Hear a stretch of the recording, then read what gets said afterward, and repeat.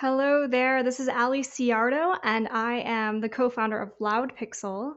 I'm going to jump on in and tell you a little bit about social media analytics. As you can see today, we're going to talk about understanding our customers, gaining insights, and uncovering opportunities by listening to our customers online. And the greatest part about this is that we can do this and we can get these really deep, rich, actionable insights without spending a fortune. First of all, let's talk about what we're going to go through today. First, we're going to talk about setting objectives. That's figuring out where do you want to go. You have to know what you want to accomplish before you jump in and start.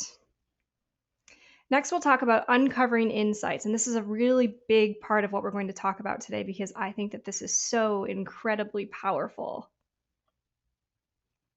We'll also talk about removing spam, and spam is those bots and that junk that's always out there getting in the way, whether it's just getting in the way of your general experience online in social media, or from this perspective, understanding what conversations really matter and getting rid of the junk so that we can get to the good stuff. Conversation context. We're looking for those patterns. We're looking for those trends to, again, understand our customers and understand what they really care about and who they are. And then finally, applying all of this to improve your own content so that your own marketing messaging and your own general content is more engaging and just better and stands out from the crowd. First of all, you are probably wondering, who is Allie and how did she get here to talk to me today? Let me tell you a really quick story.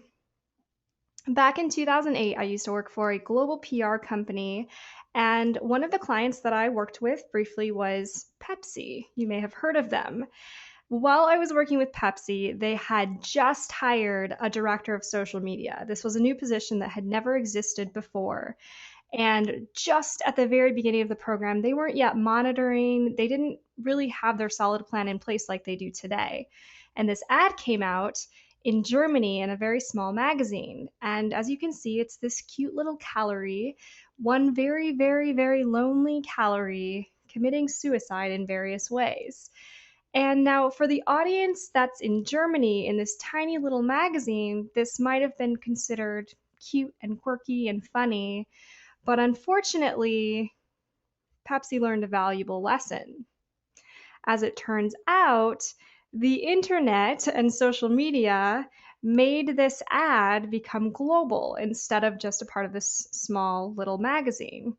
And very quickly, people turned against Pepsi, and just through monitoring on general Twitter search and blog search, there were just so many conversations coming in more quickly than we could even track them. And so what we did was we took a look at who were the people who were driving the most conversation around this, who were the cheerleaders who were riling people up and really influencing the conversation. And the director of social media went ahead and sent them personal emails. He said, "I saw your tweet and I just want to make sure I responded personally. We agree this creative is totally inappropriate. We apologize, and please know it won't run again.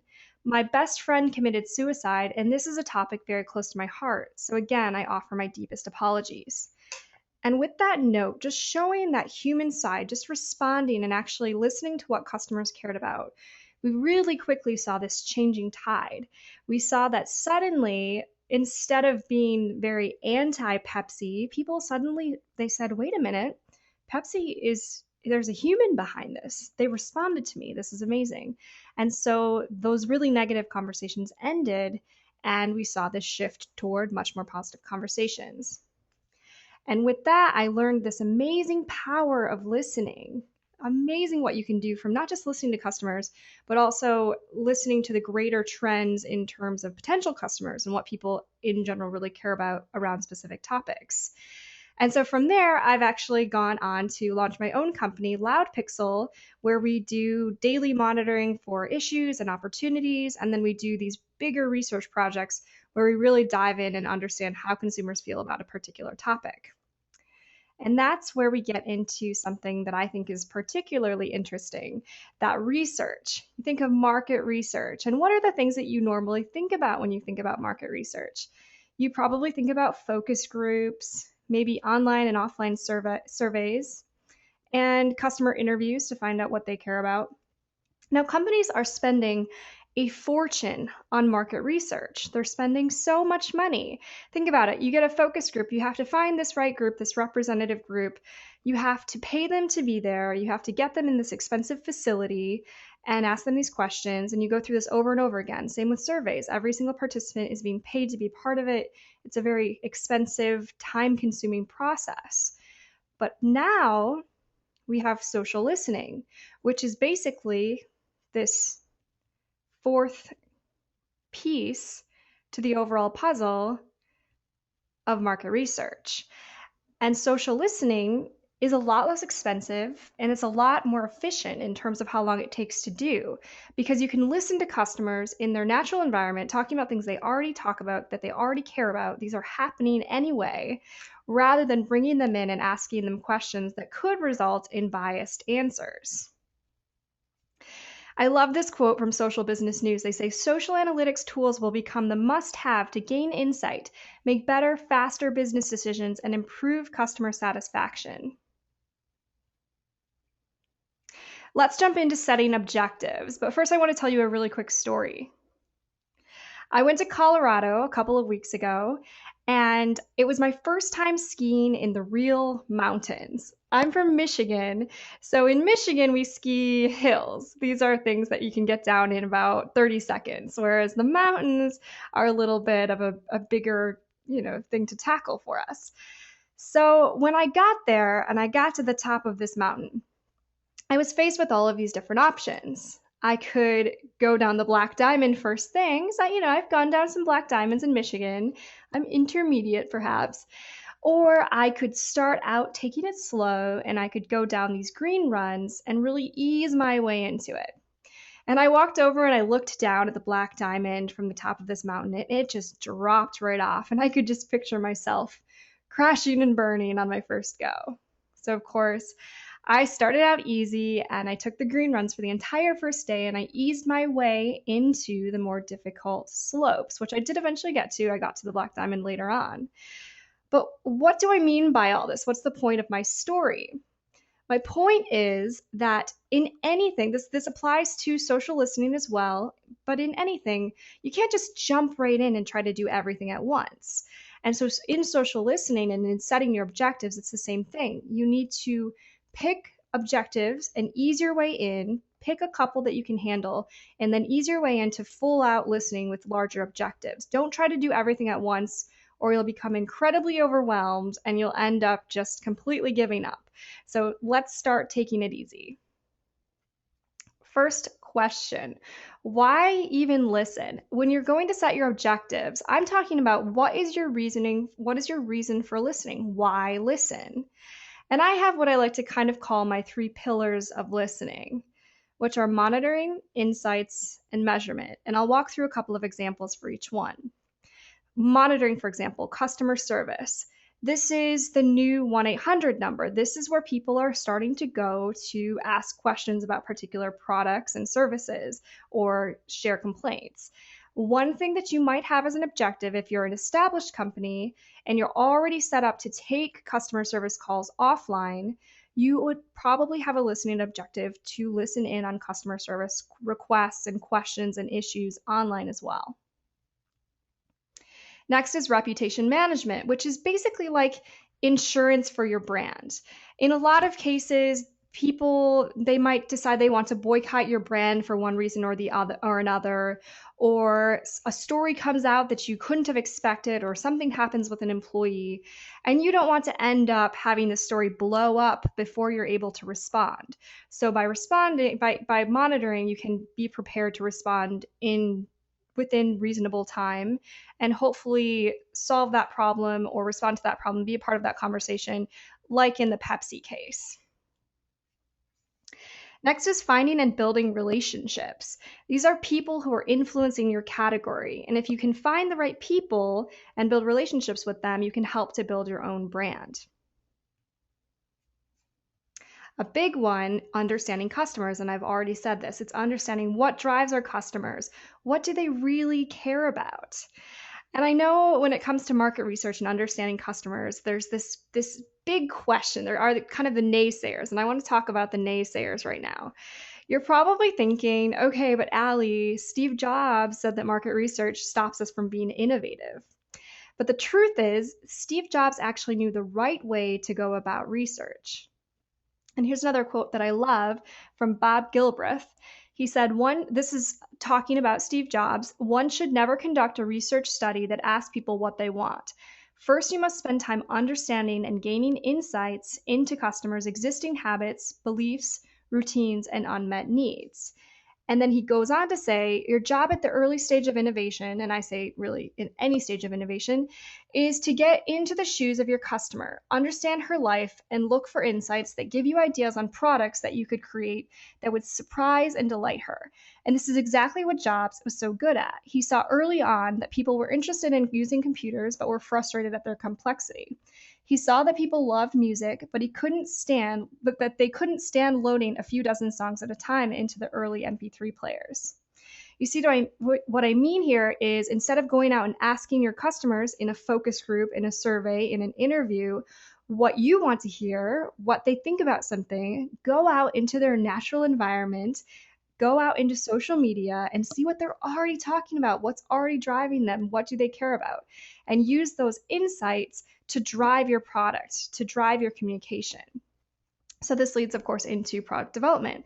Naturally, by understanding our customers, we can create products that are either innovative and suit the needs they don't know they have, or literally directly suit needs that they are asking for. If there's a huge trend in people complaining about a specific aspect of a product that you have, this is an opportunity for you to make a shift. And in the same way, let's say you haven't launched yet, you can go out and look at what are people complaining about or what do people like in your competitors and use that to make a shift or make your development, make your plans. Next is uncovering content ideas. And this could be anything from attaching yourself to a new trend and being a part of that bigger conversation on a daily basis to, again, diving in deeper and looking for opportunities where what are the topics that are already being covered? How are they being covered? And what's your unique angle where you can stand out as a brand and have your own voice in this issue? Improving creative ideas sounds a lot like content, but it's also that kind of iterative process of looking at how people are reacting to what you're already putting out there and then making tweaks along the way to see what's working and what's not, and then continue to improve that creative. Now, I'll give you just a second to write these down. So, again, take this list, but don't try to take on everything at once. Pick a couple that are really relevant to you and to your brand and to what you're looking to accomplish. Start there and then keep the list handy. You can slowly build into the rest.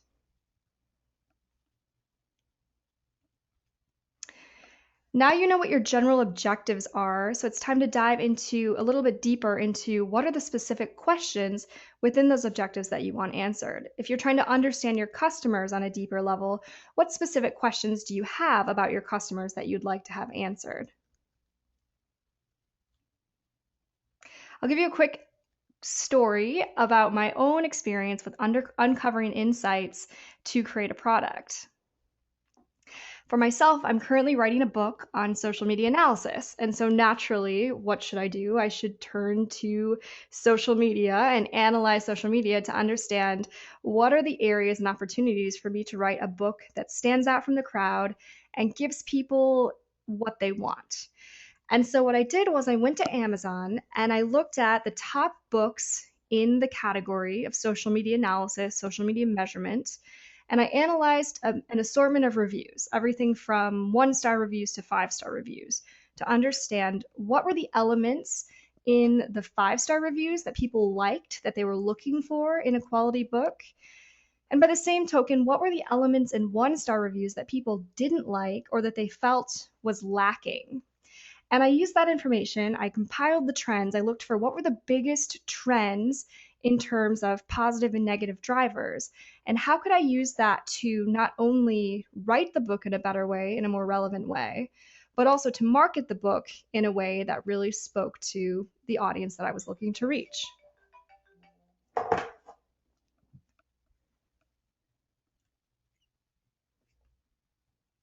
I've used the same for personal branding, where I've gone out and I've looked at people in my field, people who are in social media monitoring, analysis, measurement, who really stand out. And I see, where are they being featured? What are they talking about? What are the trends? What are the areas that I need to make sure that A, I'm aware of, or B, I can take advantage of in terms of opportunities? And that could be speaking opportunities, content opportunities, and so forth. So now you know the whole point, the why listen to conversations. Now you're probably wondering, okay, but how do I listen to these conversations? Where do I start? Again, it's kind of like this mountain that you're climbing. So let's take it one step at a time. First of all, we have our objectives. We know our specific questions that we want to ask. So next thing that we want to do is look at the specific tools that we want to use to fit into those objectives. And I like to start when I'm picking a tool by making this list of what I call non-negotiables. What are the things that I absolutely must have in this tool based on my objectives? So, for example, if I know that I want to look across all media types, I wouldn't evaluate a tool that only looks at Twitter. If I know that my budget is $10 a month, I'm probably not going to look at a tool like Radian 6 or Sysomos that is, $1,000 or $500 per month. So start there. Make your list of non-negotiables. Now let's start looking at some of the specific elements that we want to look at. I just mentioned pricing. Pricing structure is huge. Is the tool priced based on volume of conversations, number of users, integration with social accounts? Is it based on number of search terms? These are all important, and these will all tie back to your non-negotiables. If you have a lot of different topics that you want to analyze, then a tool that breaks things out based on keywords might not be that useful for you, because it could get very expensive to have that many keywords. Or if your volume is incredibly high, you might not be able to afford to pay for a tool that's based in volume. Next, I just mentioned media type coverage. Make sure that the tool covers the media types that you need it to cover. If you are interested in covering Pinterest, for example, this is a big challenge right now because not a lot of tools are able to get very good insights on Pinterest because of limitations with the API. So you may have to look at like a how do you say it? Curate. I just met him last week. Curate or another Pinterest tool separately to fill in the gaps. Next is historical data. If your objective is to go back and really dive into the insights over time, let's say you have a product or a service that's seasonal, like taxes, for instance, or something related to cold season, whatever it might be, or just warm weather, whatever it is, you would want to be able to go back and look at historical data to analyze those trends over time, because you might get different trends depending on when you're looking. Data exports are a big one. Can you export the data to, for example, Excel so that you can do further analysis on it? And I'll get into why that's important in just a minute. Ease of use, just because if you don't know how to use it, if you get in there and you're overwhelmed, and I see this so often with teams, and they don't use it. And then you invest in this and you get in there and you're not even using it. Available languages, of course, if you're looking at a brand that is national or international, whatever it is, depending on the languages that you're looking to monitor, be aware of that and what can be covered.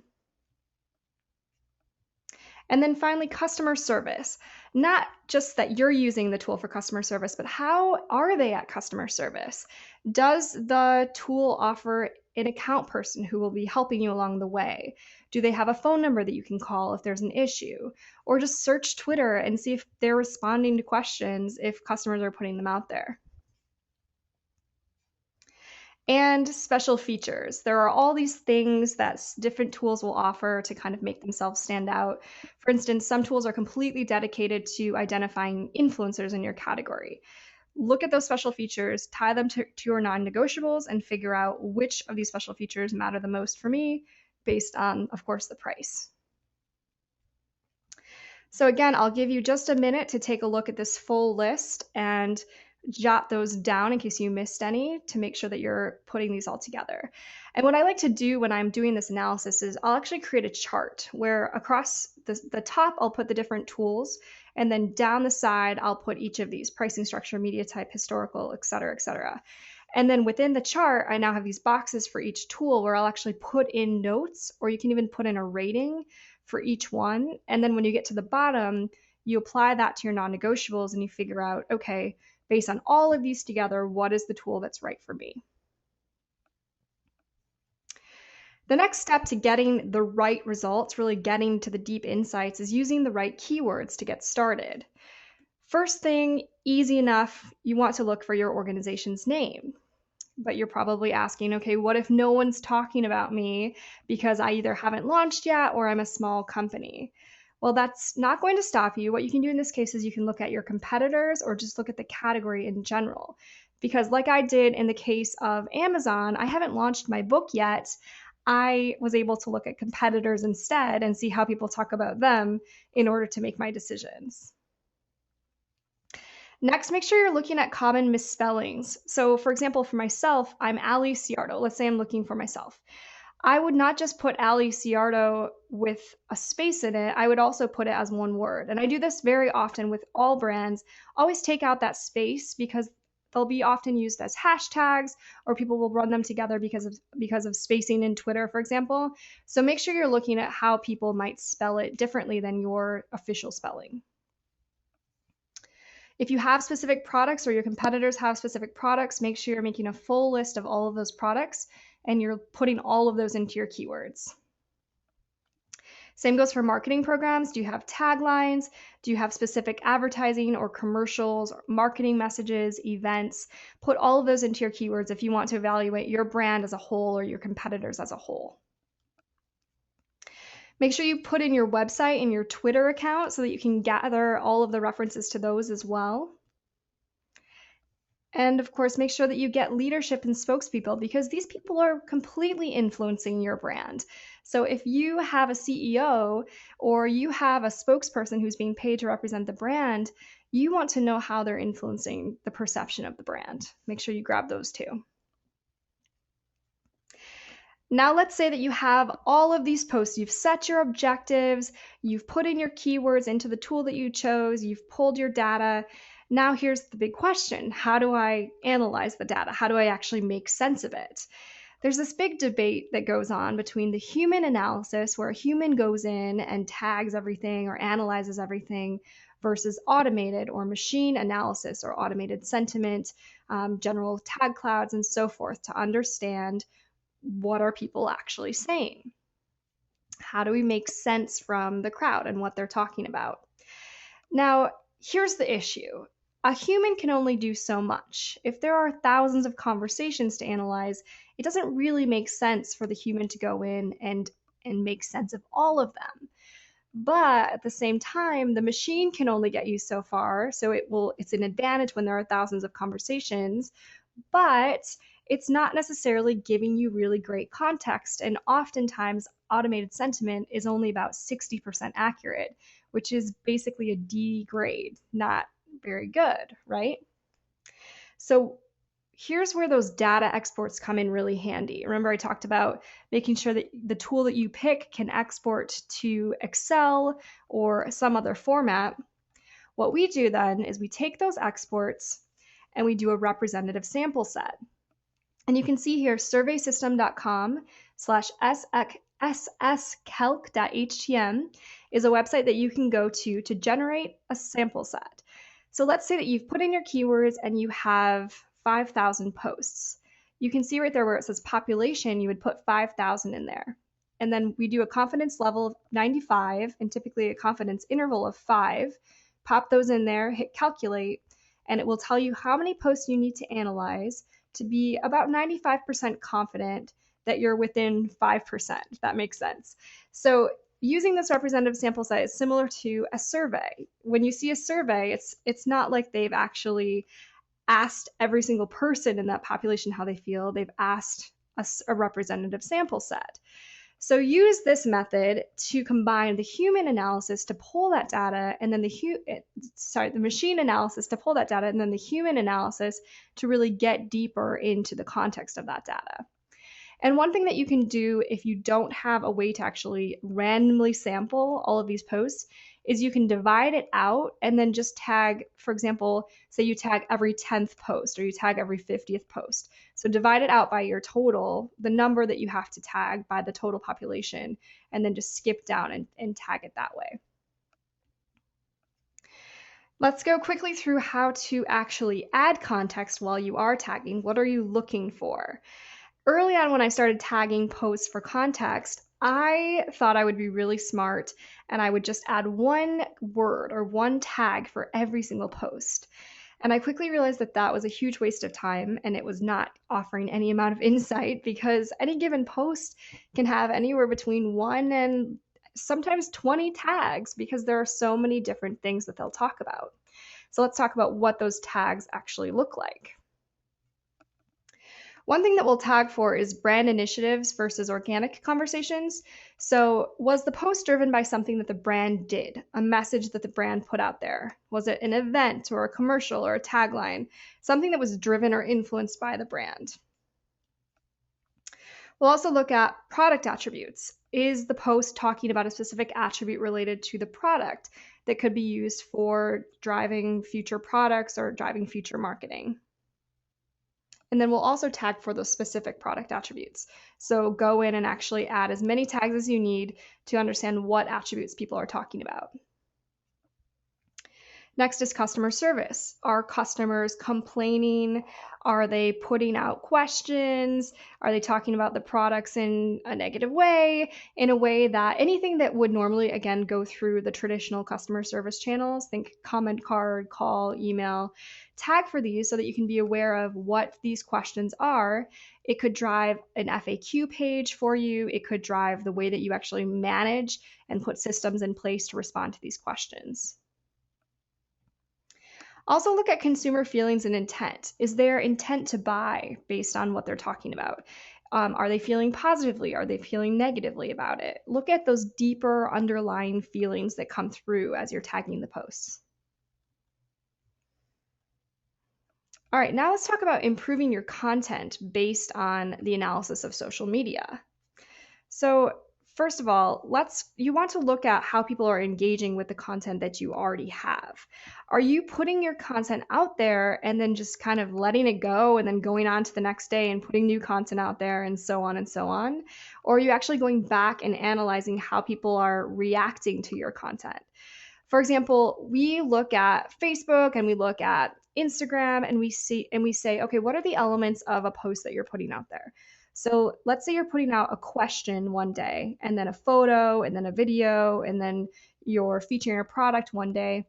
What of all of those is receiving the most response, the most positive response? What are people engaging with? What are people clicking on? If you don't know, you could be wasting your time creating content that's not working. So we actually saw one company that we worked with that was putting out a lot of videos that were very time intensive and expensive to produce. And they were actually getting more engagement just by posting singular questions or singular comments.